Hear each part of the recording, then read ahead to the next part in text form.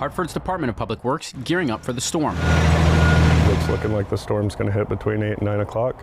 We have our pile of mix all ready to go. We have plenty of sand and salt for this storm.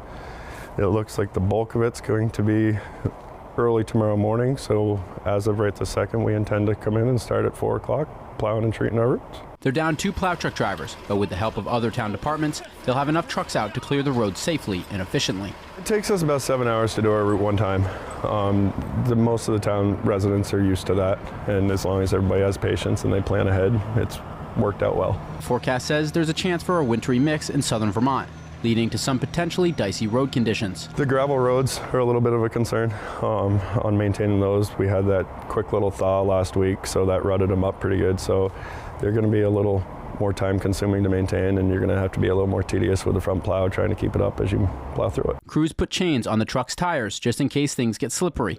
One thing they won't have to worry about, school buses. Hartford School District and many of the surrounding towns off for February break this week. It takes a lot of stress off our drivers where they don't have to worry about trying to make sure that buses can get from point A to point B, or if a bus gets stuck, you have to pick up and run across town. It makes for the route to be a lot longer. The Public Works Department saying that school being out should make cleanup more efficient because drivers can stick to their predetermined routes.